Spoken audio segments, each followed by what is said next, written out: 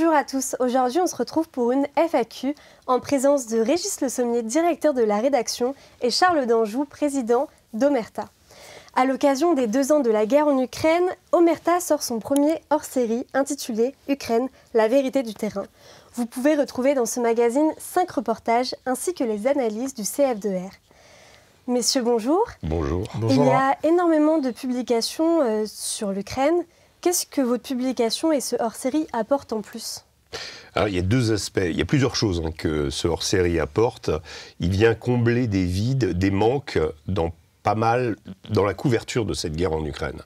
L'analyse qui est prodiguée, vous l'avez cité, par le CF2R d'Éric Denessé, c'est de l'analyse, c'est-à-dire on prend des données, des choses constatées, factuelles sur la guerre en Ukraine et on observe l'évolution, notamment les drones par exemple, la question de l'artillerie, la question justement des drones navals aussi, en mer Noire, tout ce que cette guerre en Ukraine a pu déceler, a pu montrer comme nouveauté dans les guerres contemporaines. Et il y en a beaucoup. Donc ce qui est très intéressant, c'est qu'il y a cet aspect. Et il y a l'aspect reportage, c'est-à-dire qu'on va sur place. Ce qui se distingue de beaucoup d'analyses géostratégiques très fumeuses qu'on entend, c'est que nous, on a été là-bas. Vous prenez la plupart des experts de certains plateaux, pour ne pas la nommer, d'LCI par exemple, la plupart de ces experts-là ne sont jamais allés en Ukraine. La grande différence, c'est que de l'expérience vécue, de l'expérience du terrain, des 2 côtés. Il y a un reportage au départ que j'ai fait en Ukraine et ensuite il y en a un certain nombre côté russe. Donc si vous voulez, ça nous donne, il y a quand même les 2 visions sont respectées dans ce magazine, mais surtout il rapporte de l'information de bon sens. C'est-à-dire que quand on est reporter, on va sur place, on constate des choses, on n'est pas là pour faire de la propagande, on est là pour raconter factuellement ce qu'on voit et expliquer et tenter d'expliquer à travers cette expérience de terrain l'évolution de cette guerre. Et donc, l'importance de ce magazine, c'est pour ça qu'il est très riche, qu'il faut l'acheter, mais aussi qu'il faut le conserver, parce qu'il servira plus tard pour, justement, raconter qu'est-ce qu'elle a été, cette guerre gigantesque aux portes de l'Europe. Mais justement, vous dites qu'il y a un reportage qui est en Ukraine, enfin côté Ukraine, et 4 reportages côté russe. Est-ce qu'il n'y a pas un soupçon de manipulation derrière, vu que quand même presque la majorité sont côté russe ? Alors oui, c'est un regret. Moi personnellement, quand j'ai reçu par email, après avoir été la première fois côté russe, de la part des services de renseignement ukrainiens, un communiqué m'expliquant que ma carte de presse ukrainienne était annulée et que je ne pouvais plus me rendre en Ukraine, pour un journaliste, c'est un crève-cœur. Quand on ne peut pas se rendre quelque part, qu'on vous interdit d'aller quelque part, parce que vous avez fait du journalisme dans l'autre camp, en gros, eh bien, oui, pour moi, c'est fort dommageable. J'aurais bien aimé retourner, et j'aimerais bien toujours retourner, côté ukrainien. Là, on a joué aussi sur le fait que peu de journalistes vont côté russe, donc du coup, on a ces entrées, on a ces accès, et ça nous a permis de couvrir et d'aller sur des lignes de front dans lesquelles peu de gens sont allés. Donc, si vous voulez, voilà, on a essayé, on l'a fait. L'Ukraine est traitée. Malheureusement, on aurait aimé en faire plus, c'est sûr. C'est vrai que ce magazine vient combler un peu un vide, puisque la guerre en Ukraine est traitée dans les médias mainstream, y compris d'ailleurs sur Internet, exclusivement du côté ukrainien. Donc ce qui se passe du côté ukrainien, on en a une vision assez précise et assez claire, puisque c'est des reportages quasiment quotidiennement sur la situation sur le front ukrainien, à Kiev, etc. Mais côté russe, il n'y a pas grand-chose. Il n'y a pas grand-chose, pourquoi ? Parce que c'est vrai que les accès sont difficiles, mais les grandes chaînes d'information pourraient très bien y tourner, des reportages. Simplement, nous, en faisant des reportages côté russe, on est du côté du méchant. Et donc, effectivement, il n'y a pas beaucoup de médias qui sont prêts à assumer de faire des reportages de ce côté-là. Ceci étant, c'est essentiel pour comprendre le conflit en Ukraine. Si on ne traite que de la réalité côté ukrainien, eh bien, on manque tout un aspect de cette guerre qu'on couvre, nous, depuis 2 ans sur le terrain, puisque, effectivement, on a été vraiment sur toute la ligne de front, à Kherson, quand Kherson était sous contrôle russe, en Crimée, mais aussi à Zaporozhye, à la centrale atomique d'Energodar, à Mariupol, à Donetsk, à Lugansk, à Kremina-Svatovo, au nord du front, là, vers Kharkov. et puis vers Bakhmout et Soledar. Et c'est une expérience, Régis le disait, unique, puisque on a bien vu l'évolution de cette guerre côté russe. Et c'est un témoignage, ce sont le résultat de nos reportages, eh bien, on peut dire c'est vraiment une exclusivité, puisqu'il n'y a pas un autre média, que ce soit mainstream ou Internet, qui l'ait fait. Et on le fait sans faire de propagande, puisque certes on tourne côté russe, mais on a bien vu les faiblesses et les forces de la Russie au départ du conflit. Nous, quand on se rend en Ukraine au tout départ côté russe, on voit bien les lacunes de l'armée russe et le fait qu'ils doivent se réadapter. D'ailleurs, je le disais, quand on est à Kherson côté russe, sous occupation russe, on sent bien que les Russes vont avoir du mal à tenir et qu'ils préparent certainement une retraite, ou en tout cas qu'ils vont se réadapter. Et récemment, effectivement, près de Bakhmout, au mois de janvier, on a vu aussi que là, les Russes étaient regonflés à bloc et que, contrairement aux Ukrainiens, il ne manquait pas de munitions, il ne manquait pas d'engins blindés, il ne manquait pas de drones. Et donc, dans ce magazine, il y a effectivement cette évolution de la guerre côté russe pendant 2 ans, et c'est, à mon avis, essentiel pour comprendre ce qui s'est joué et ce qui va se jouer, de pouvoir lire ce magazine, sachant que, comme le disait Régis, on a effectivement souhaité apporter notre expérience des reportages, vraiment au plus près du terrain, mais aussi l'analyse de meilleurs spécialistes. Et je dis meilleurs spécialistes parce qu'en fait, leur approche est, à mon avis, la bonne, c'est-à-dire que là aussi, il n'y a pas de propagande, ce sont vraiment des analyses factuelles sur des aspects militaires, des aspects techniques, dont la compréhension est essentielle, parce que sinon on ne comprend pas ce qui est en train de se jouer en Ukraine. Et c'est un petit peu, je le disais, là où vient le vide que vient combler ce magazine, c'est que, contrairement à ce qui est raconté sur beaucoup de plateaux de télévision, qui en fait font du bashing anti-russe, en fait, en expliquant que l'armée russe est sous-équipée, sous-développée, c'est une bande de crétins mal commandés, etc.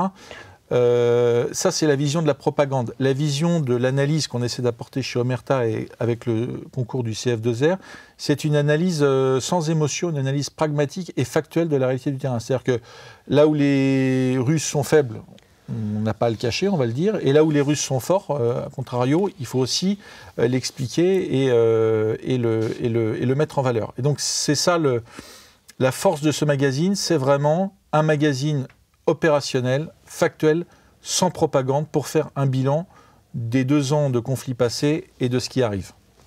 Et vous dites que vous avez donc collaboré avec le CF2R.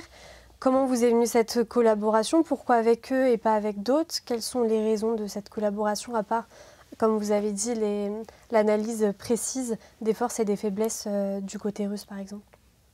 Moi, je dirais que la collaboration avec le CF2R, elle s'est faite un petit peu naturellement. Éric Denessé, c'est un de nos invités d'Omerta réguliers.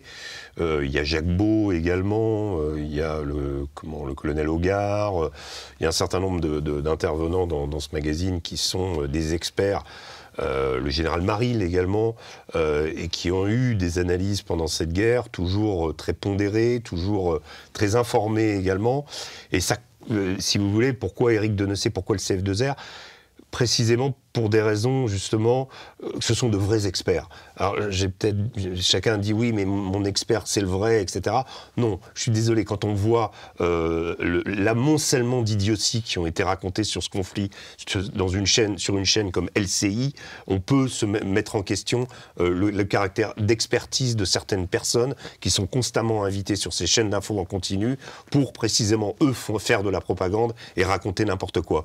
Nous, on a choisi Éric Denessé, on a choisi ces experts parce que ce sont des gens qui se sont pas, depuis le début du conflit, déconsidérés, qui ont parfois commis des erreurs. Personne n'a la science infuse. Et puis l'évolution de la guerre, c'est une discipline assez difficile parfois à concevoir, à maîtriser, etc. Mais qui disait des choses sensées, pondérées, avec aussi une perspective historique. Et donc on a, nous, voulu justement faire appel à des gens qui s'y connaissaient. Donc l'information qui est dans et l'analyse qui se trouve dans ce magazine, c'est une analyse vérifiée. Ce sont des gens qui ont une grande expertise et qui ont eu souvent raison. Donc voilà, il nous paraissait important justement de la montrer, de la mettre en forme justement pour ce caractère historique. Donc à la fois ces deux aspects, je le rappelle, l'aspect reportage, terrain, impression humaine, c'est-à-dire on va au contact des gens, on va au contact des populations civiles, on va au contact des soldats, on vit avec eux, et puis à côté, le développement, l'articulation, l'analyse plus en profondeur. Donc il y a vraiment les deux, et c'est très complet, et ça donne quelque chose de très très très très riche. Voilà. L'aspect expertise, il est vraiment essentiel dans ce magazine, parce que, comme disait Régis, c'est vrai que sur les plateaux de chaînes télévision mainstream, on voit effectivement beaucoup d'experts autoproclamés. En général, alors il y a différentes catégories. Vous avez des femmes ukrainiennes qui résident en France depuis plusieurs années et qui sont bombardées, expertes géopolitiques, consultantes relations internationales, etc. Vous avez des journalistes, mais qui ne font pas de grands reportages, c'est-à-dire qu'ils font leur travail depuis Boulogne-Billancourt, depuis les quais de la Seine. Et vous avez des militaires qui, en général, n'ont jamais tiré un coup de fusil, ou alors à l'entraînement. Et donc, tous ces gens viennent vous expliquer, c'est un peu Yaka Faucon, hein, donc ils vous expliquent ce que c'est que la guerre. Souvent, d'ailleurs, ils en rient, font des plaisanteries, etc. C'est pris sur un ton assez léger. Parfois, c'est la bataille navale aussi. Hein, c'est la bataille navale, c'est les pistolets hauts dans le jardin. Et donc, mais avec toujours un point commun, c'est la propagande ukrainienne, pro-ukrainienne. Il faut expliquer que l'Ukraine est en train de gagner, etc., etc. C'est pas du journalisme, c'est pas de l'expertise, c'est pas de l'analyse, c'est de la politique tout simplement. Et nous, on n'a surtout pas voulu entrer là-dedans. C'est pour ça que ce magazine, en fait, il y a un aspect témoignage, reportage. Il y a aussi un aspect un peu technique qui est très abordable, mais quand les experts du CF2R qui ne font pas de politique, qui analysent les choses de manière très factuelle, vous expliquent ce que c'est que la nouvelle guerre des drones, ce que c'est que les enjeux des combats d'artillerie, etc. C'est vraiment, il n'y a pas du tout de politique. On est vraiment sur le terrain et au plus près de la réalité que vivent les soldats. Et c'est à cette condition qu'on peut se faire un avis sur la guerre en Ukraine, qu'on soit pour ou contre, qu'on soutienne l'Ukraine, qu'on soutienne la Russie. Au moins, avec ce numéro, on a les éléments factuels pour se faire une idée de ce qui s'est passé et de ce qui va se jouer dans les prochains mois. Et vous parlez tous les deux de plateau LCI. Récemment, j'ai regardé justement un de ces plateaux LCI et la chef du service Russie de la radio RFI vous accusez, vous, Charles d'Anjou, de ne pas être un fixeur et d'avoir une société infiltrée par le renseignement russe. Vous avez tenu des propos chez Omerta qui disaient que l'Ukraine n'était pas innocente. Et j'ai du mal à vous comprendre dessus, parce que Omerta, c'est quand même un média créé par Charles d'Anjou, qui se fait passer pour un fixeur, mais qui a surtout une société de sécurité en Russie, très infiltrée, très proche des services. Est-ce que c'est vrai? Est-ce que aussi vous pouvez nous rappeler qu'est-ce qu'être un fixeur? Alors là, effectivement, elle se trompe. Je ne sais pas si c'est de la bêtise ou si c'est de la mauvaise foi, si c'est du mensonge, peut-être un peu des deux. Non, moi j'ai commencé cette guerre en Ukraine, un peu avant la guerre d'ailleurs, le 6 février 2022, où j'accompagne une équipe, donc un grand reporter de TF1 et son cadreur, dans le Donbass pour faire un reportage sur la situation d'un conflit gelé qui est celui du Donbass depuis 2014. Et puis la guerre se déclenche le 24 février. On est réveillé à 5h du matin par la rédaction à Paris qui demande à l'équipe de rester. Et c'est la raison pour laquelle je vais rester 3 mois, alors que ce n'est pas mon métier, comme fixeur. C'est-à-dire, qu'est-ce que c'est qu'un fixeur? Un fixeur, c'est un... Alors dans mon cas, c'était être chauffeur et interprète, organisateur d'une partie des tournages. Et donc on y reste pendant 3 mois et on fait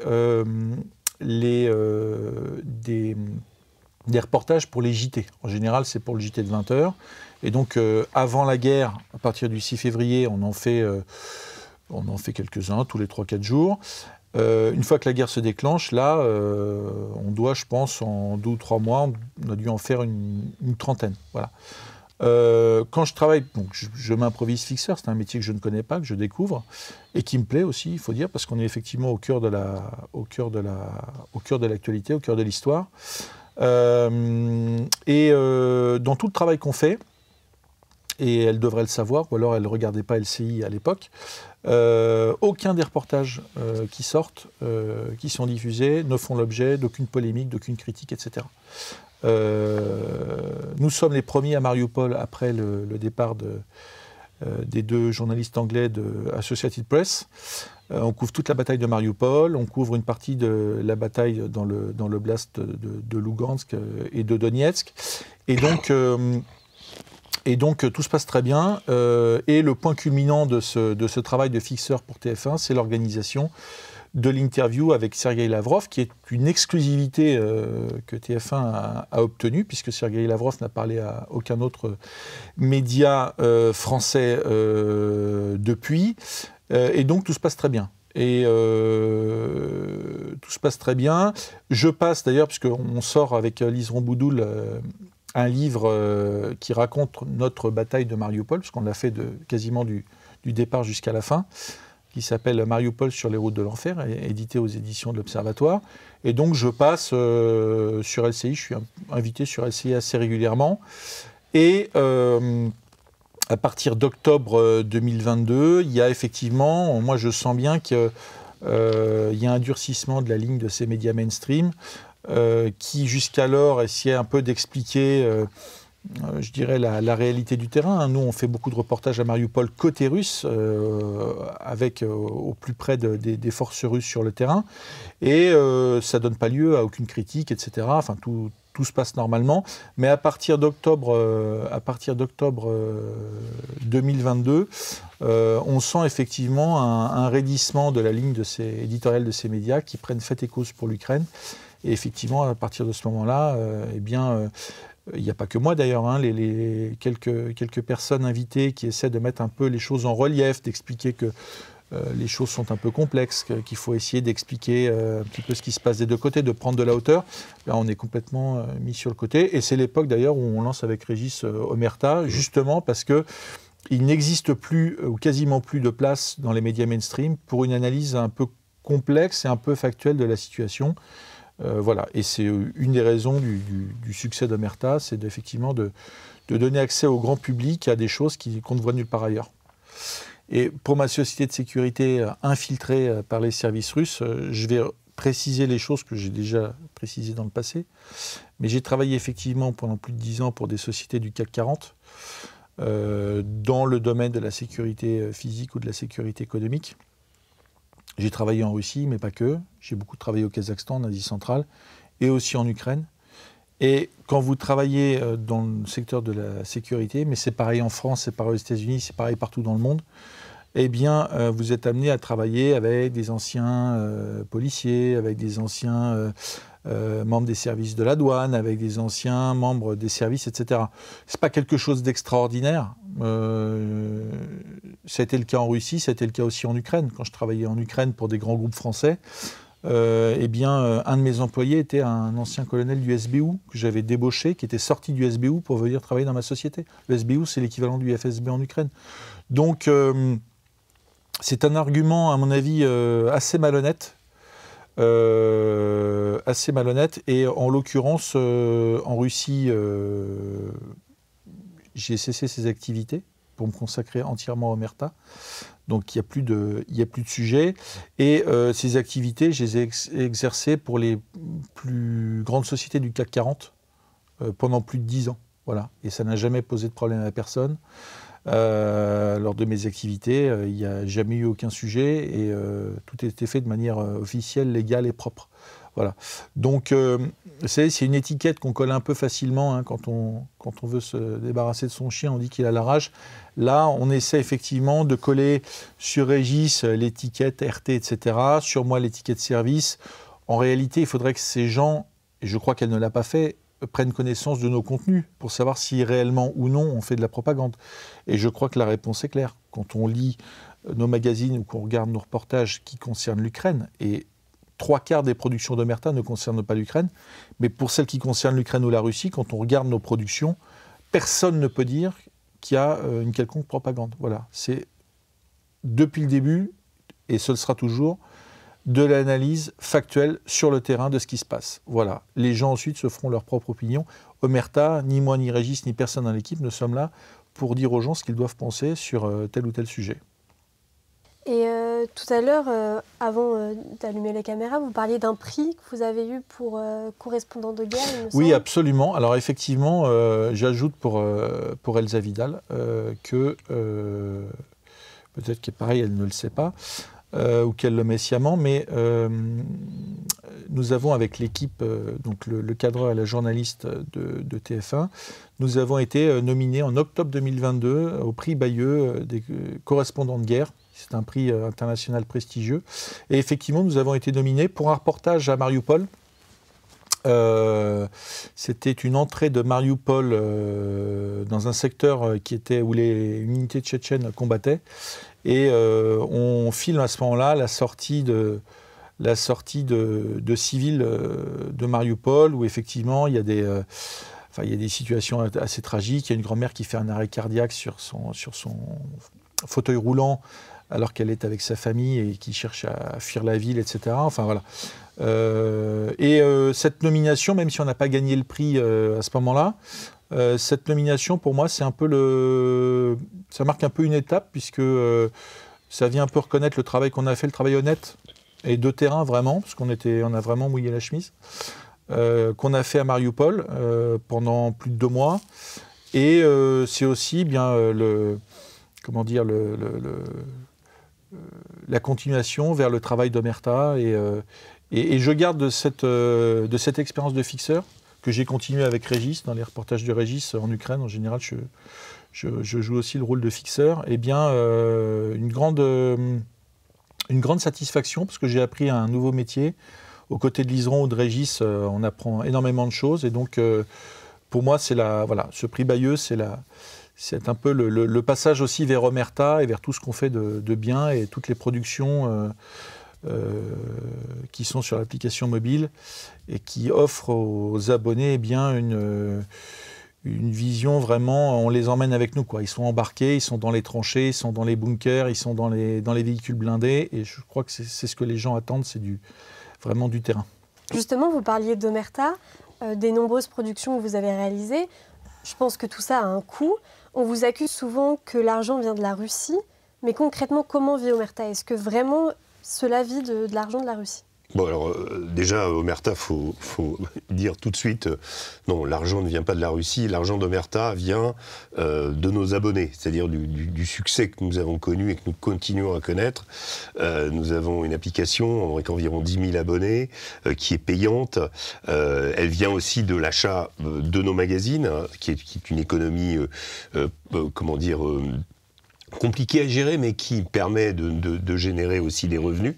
Donc en fait, on a des rentrées d'argent comme ça. La vraie question qu'il faut se poser, c'est de se dire pourquoi Omerta a ce succès. Si Omerta était un média russe de propagande, je ne suis pas sûr que les gens viendraient chez nous, viendraient regarder ou écouter nos programmes sur notre chaîne YouTube. Il y a une quantité de gens d'ailleurs avec des opinions complètement différentes qui viennent justement s'entretenir avec moi ou avec Charles pour les grands entretiens toutes les semaines dans ces fauteuils là où nous sommes. Personne n'est interdit de venir chez Omerta. Nous avons reçu des gens de tous les bords et nous continuerons à faire ça. Donc ce côté, cette espèce d'anathème qu'on a voulu nous mettre sur les épaules, moi je voudrais y répondre d'une manière très simple. Ça fait environ, on a lancé Omerta en novembre 2022.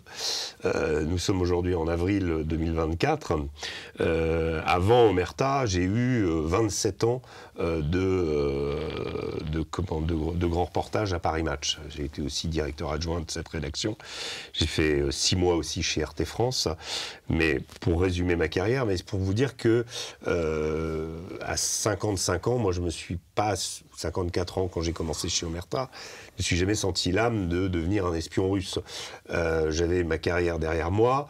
Au contraire, je voulais continuer cette expérience de terrain qui me fascine et qui m'a toujours, qui a toujours été mon métier. Ce que je voulais vous dire, c'est tout simplement, là, vous découvrirez en lisant ce magazine nos reportages côté russe, nos reportages avec l'armée russe. Ce que j'ai fait avec l'armée russe, l'expérience que j'ai eue notamment en hiver, dans des circonstances quand même assez dramatiques, dans des circonstances où il y a un danger permanent, elle ne diffère pas fondamentalement des expériences que j'ai eues avec l'armée américaine, qui est une armée que j'ai beaucoup couverte quand j'étais à Paris Match en Irak, en Afghanistan. J'ai passé des mois avec l'armée américaine et je peux vous dire que les critères pour vous emmener au front, pour intégrer une unité, sont rigoureusement les mêmes. Il n'y a pas... alors il y a des choses parfois qu'on ne vous montre pas. Oui, les armées ont un côté... on ne va pas vous mettre avec l'officier de renseignement, par exemple. Mais c'est valable dans toutes les armées. Et les Russes font exactement la même chose. Donc il n'y a pas on n'est pas là à réciter un catéchisme où tout à coup on se transforme en agent du Kremlin. C'est là où je veux vraiment insister sur cet aspect, parce que on a entendu tellement d'accusations vis-à-vis de nous, et qu'à un moment il faut réagir. On l'a fait déjà plusieurs fois, mais il faut se rendre compte que, voilà, moi j'ai une carrière de grand reporter, j'ai aussi été avec des groupes armés dissidents qui n'étaient pas des armées comme les talibans par exemple. J'ai passé beaucoup de temps avec les talibans, on m'a jamais accusé d'être un agent des talibans.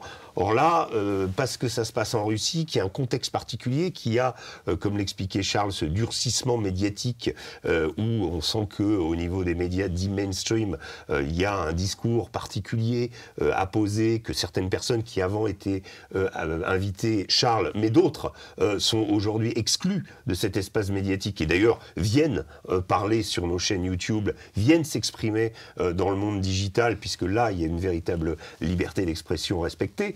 On est quand même dans un monde où, et il faut, ce sur quoi je voulais insister, c'est que cette expérience avec l'armée russe, quand on va dans le Donbass, on passe parfois, on traverse un endroit, on se fait arrêter, la police appelle le FSB, donc les services de renseignement, et on a 3 heures d'interrogatoire. Ça m'est arrivé pas plus tard qu'en janvier. J'ai passé 3 heures dans un bureau avec un type, il n'y avait rien sur les murs, c'était tout blanc, qui avait mon téléphone portable et qui me posait des questions sur le contenu de mon téléphone portable. J'ai compris que mon téléphone portable avait été siphonné d'ailleurs à cette occasion, et que voilà, j'étais face à un interrogatoire d'une personne.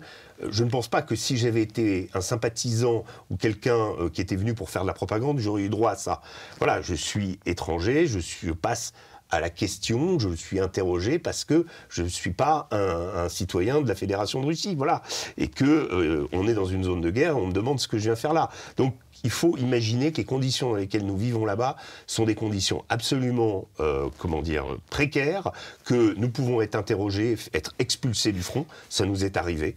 Un jour, on avait prévu le programme du lendemain, et tout à coup, le commandant du poste dans lequel nous a été nous fait expliquer, sans nous donner d'explication, que nous devons quitter dans l'heure le front. Voilà, on est confronté à cette réalité, on est confronté à ces contingences qui sont compliquées, c'est toujours compliqué, et c'était compliqué aussi avec les Américains, ça a toujours été compliqué aussi avec les Français, à d'autres façons, chaque armée a ses spécialités, mais ça ne déroge pas à la règle de l'armée qui prend des journalistes pour les amener sur le front, et à nous de raconter ce qui nous arrive, à nous de raconter ce qu'on voit, et à nous de retranscrire cette réalité de la guerre que nous voyons devant nos yeux.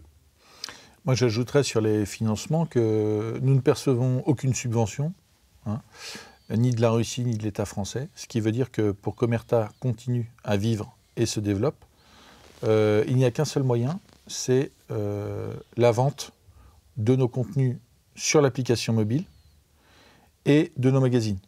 Voilà. C'est le seul moyen de faire vivre Omerta et de développer ses activités. Voilà, il n'y en a pas d'autre. Donc, si vous souhaitez, si nos auditeurs souhaitent nous soutenir, eh bien, ils peuvent se procurer les 2 magazines en kiosque, leur série Ukraine, la vérité du terrain et le magazine classique La guerre des mondes, Poutine contre Biden sur la couverture avec François Fillon, l'analyse de François Fillon. Voilà, ça, ce sont les revenus d'Omerta. Voilà, il n'y a rien d'autre. Et justement, vous venez de le montrer avec vos couvertures, j'ai l'impression que ça parle beaucoup d'international. Est-ce que des fois vous traitez de sujets sociétaux? Est-ce que vous allez plus en traiter dans les mois à venir, dans les années à venir?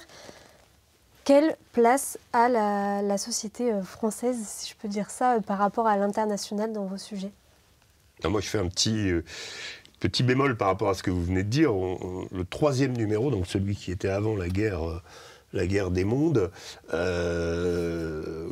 était entièrement consacré aux luttes sociales qui ont eu lieu dans notre pays depuis qu'Emmanuel Macron est arrivé au pouvoir. Donc ça s'appelait La France contre Macron parce que ça cumulait beaucoup de crises qui ont eu lieu. Ça commençait avec les Gilets jaunes, la réforme des retraites, les émeutes en banlieue, enfin bref, voilà, on essayait de caractériser, en tout cas d'étudier le rapport des Français avec ce président extrêmement controversé, avec lequel il y a une relation particulière. Voilà. Et donc l'intégralité du 3e numéro a été consacrée justement à la question des luttes sociales en France. Moi, j'ajoute que on s'intéresse beaucoup à certains phénomènes de société. D'ailleurs, tu es l'auteur d'un reportage sur le féminin sacré, une secte féministe que vous avez infiltrée en caméra cachée notamment. On a sorti aussi des documentaires vidéo, vous pouvez retrouver sur l'application, sur la pornographie ou la transidentité. La particularité d'Omerta, c'est qu'on fait vraiment de l'enquête. Alors, sur la partie Ukraine internationale, Régis rentre de Bosnie, on est allé en Tchétchénie, on a d'autres projets un peu partout. Ça, c'est du grand reportage, du reportage de guerre, etc. Mais il y a aussi toute une partie d'enquête et d'investigation qui demande du temps, mais sur laquelle on est déjà présent. Et sans dévoiler trop de choses, parce que chaque chose vient en son temps, mais on est sur 2 sujets notamment d'investigation très lourds sur des phénomènes de société. Un qui touche l'enfance et l'autre qui touche la liberté d'expression. Voilà, donc encore un peu de patience, nos chers auditeurs, mais ce sont des sujets qui demandent, où vraiment nos journalistes font pas seulement une revue de presse de sources ouvertes, travaillent pas sur Google, voilà. On travaille pas sur Google chez Omerta, on s'infiltre, on fait de l'investigation, on fait de l'enquête, et quand c'est prêt, eh bien ça sort sous la forme d'un documentaire vidéo et d'un magazine. Voilà. Donc on délaisse pas du tout le national, au contraire, on est sur des sujets très sensibles et encore un petit peu de patience, mais avant l'été, on vous promet une belle exclusivité, un très très beau sujet qui, encore une fois, n'est pas traité par les autres. Eh bien, merci beaucoup. Je pense que c'est un très beau mot de la fin. Merci messieurs et on espère retrouver le prochain numéro en kiosque très bientôt. Merci Laura. Merci Laura.